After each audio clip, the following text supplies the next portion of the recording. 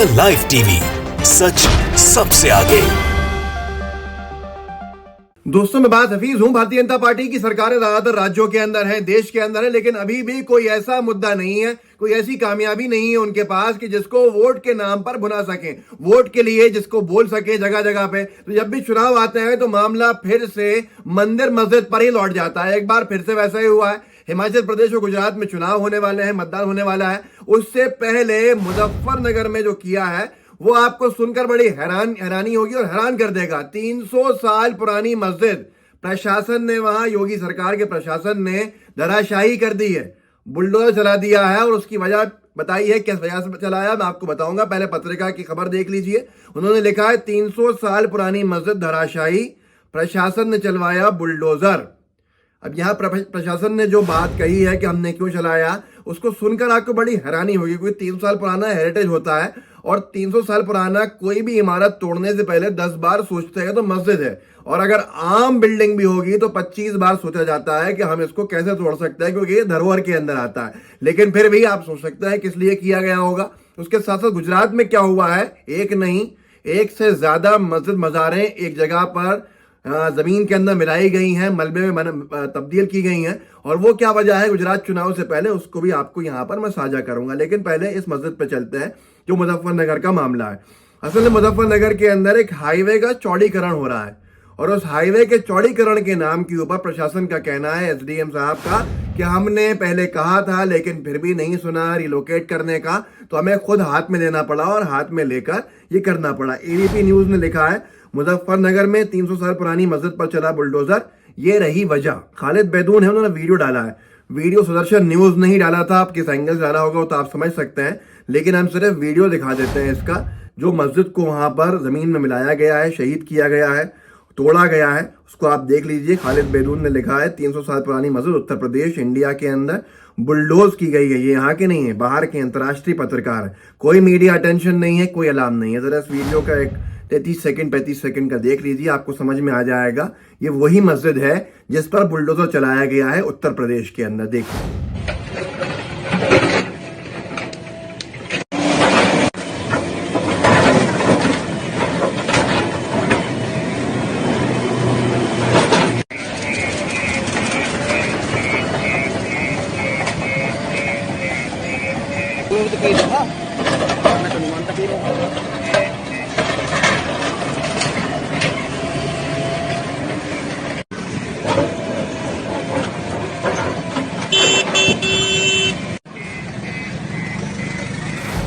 तो जो मस्जिद आपको टूटती हुई दिखी है, शहीद होते हुए दिखी है, जो जमीन में जिसका मलबा मिला हुआ दिखा है, ये कोई नई मस्जिद नहीं थी, बल्कि 300 साल पुरानी मस्जिद थी, ऐतिहासिक मस्जिद थी, धरोहर के रूप वाली जो मस्जिद होती है वो थी। उसके बावजूद भी उसको जिस तरह से गिराया गया वो आपके सामने है। क्या कोई माहौल खराब करने की कोशिश थी या क्या था कि तो प्रशासन जाने। लेकिन प्रशासन ने जवाब दिया है, वो सुन लीजिए।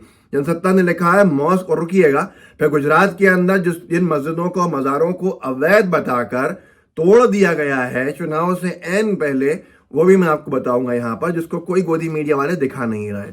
जनसत्ता ने लिखा है mosque demolition in UP, Muzaffarnagar में 300 साल पुरानी मस्जिद पर चला बुलडोजर, चल रहा था नेशनल हाईवे के चौड़ीकरण का काम। एसडीएम साहब क्या कह रहे हैं सुन लीजिए। सदर के एसडीएम परमानंद झा ने बताया कि शेर नगर गांव में स्थित 300 साल पुरानी मस्जिद को यहां से कहीं और शिफ्ट करने के लिए कहा गया था, लेकिन प्रशासन की चेतावनी पर गौर नहीं किया गया। मतलब इसलिए इन्होंने हाथ खुद ही कानून को अपने हाथ में ले लिया। अब यहाँ टीवी नाइन भारतवर्ष ने जो एक खबर लिखी है वो जरा आप सुनकर हैरान होंगे। उन्होंने लिखा है कृष्ण की नगरी द्वारिका में 6 से 76 हुई मस्जिदों की संख्या, आखिरकार चलाना पड़ा बुलडोजर। इन्होंने एक पूरी ऐसी कहानी लिखी है जिससे कि ध्रुवीकरण हो ही जाए। 1945 में यहाँ शासन कर रहे गायकवाड़ वंश ने सभी को जगह दिया था। 1960 में इतने हिंदू थे, 1960 में इतने मुसलमान थे, मुसलमान ज्यादा बढ़ गए, हिंदू कम होगा। ये इन्होंने पूरी खबर लिखी है। लेकिन जिन मस्जिदों का ये जिक्र कर रहे हैं उसके बारे में 1 महीना पहले नई दुनिया ने लिखा था, और ये लिखा था कि गुजरात के बेट द्वारिका में अवैध मस्जिद मज़ारों पर चली जेसीबी, सरकार ने जमीन मुक्त कराई। आप जान के हैरान हो जाएंगे कि 100 से ज्यादा मस्जिद और मज़ारों का लिखा है नई दुनिया ने कि जिनको बुलडोजर चला के हटा दिया गया है गुजरात के द्वारिका के अंदर। आप खुद सोचिए कि चुनाव हिमाचल प्रदेश और गुजरात में होने वाला है और इसी वक्त इस तरह की कार्रवाई का ध्यान आ रहा है। आखिर इसके पीछे क्या वजह हो सकती है? आखिर कौन लोग हो सकते हैं? क्या वाकई में भारतीय जनता पार्टी चुनाव हार रही है, हिमाचल में भी, गुजरात में भी? क्या अब मामला ऐसा हो गया है कि मस्जिदों को हटाया जा रहा है? एक जगह पे कहा जा रहा है कि नेशनल हाईवे का चौड़ीकरण हो रहा है और चौड़ीकरण के अंदर मस्जिद आ रही है तो उसको हटाना जरूरी था, रहवासियों ने नहीं हटाई तो इसलिए प्रशासन ने जाके बुलडोजर चला दिया। क्या ये तरीका था या अदालत में जाने का तरीका था? ये सारे के सारे सवाल खड़े होते हैं। आखिर क्यों इस तरह की चीजें की जा रही हैं? चलिए ठीक है, वहां पर ये किया और उसी से पहले गुजरात के अंदर द्वारिका में जाके प्रशासन ने ये कहा कि 100 से अधिक जो है यहाँ मजार और मस्जिद जो बने हुए हैं ये सरकारी जमीन पे बने हुए हैं और इनको हटाना बहुत जरूरी है चुनाव से पहले, मतदान से पहले। अगर आपको समझ में आ गया होगा कि वजह क्या है ऐसी कार्रवाई की, इस वक्त वजह क्या है जो सालों से नहीं की गई। यहाँ लिखा भी है एक खबर में नई दुनिया ने कि बीते करीब 10 दिनों के अंदर जो काम कार्रवाई की है, सरकारी जमीन पर अवैध कब्जा कर बनाए गए करीब 100 अवैध मजार, मस्जिद, दरगाह में मकान, दुकानों पर बुलडोजर चलाकर 100 करोड़ रुपया से अधिक की सरकारी जमीन को मुक्त करा लिया है। अब ये सारे के सारे सवाल खड़े होते हैं कि अभी तक प्रशासन क्या कर रहा था?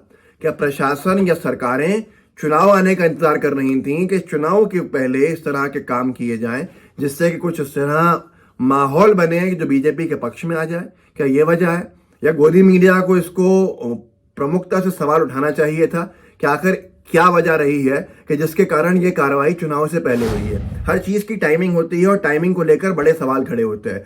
आस्था के केंद्र की बात करता है सिस्टम, और सिस्टम कहता है कि आस्था का कोई जगह अगर है तो उसके लिए नियम जो होते हैं वो एक तरफ रख जाते हैं और उसको एज इट इज रखा जाता है। लेकिन यहाँ पर जिस मस्जिद को 300 साल पहले बनाया गया था और उस पर कोई विवाद भी नहीं है, ऐसी मस्जिद को भी हटा देना और सिर्फ डेवलपमेंट के नाम पर हटा देना। 300 साल पुरानी कोई अगर आपकी धरोहर है तो धर्म के बिना अगर चश्मे से देखें तो वो बहुत महत्वपूर्ण हो जाता है, हमारी सिविलाइजेशन का एक हिस्सा होता है। लेकिन उसके बावजूद भी क्या डेवलपमेंट के ऊपर नफरत भारी है?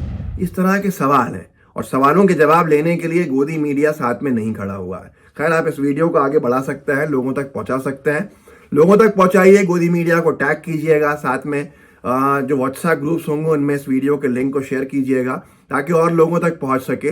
और जब ये वीडियो देख लें, सब तरफ शेयर कर सकते हो तो करें, व्हाट्सएप के ऊपर सर्कुलेट कर सकते हैं तो कीजिए ताकि और लोगों को पता चले। लेकिन मैं इतनी अपील करना चाहूँगा, जहाँ जहाँ चुनाव है वहाँ मेहरबानी करके लोग अपने कंट्रोल को नहीं छोड़ें, अपने आपे को नहीं खोएं और अपने गुस्से पर काबू रखें और लोकतांत्रिक ढंग से लड़ाई को लड़ें, ना कि इस तरह की चीज़ें जो कुछ लोग चाहते हैं करवाना।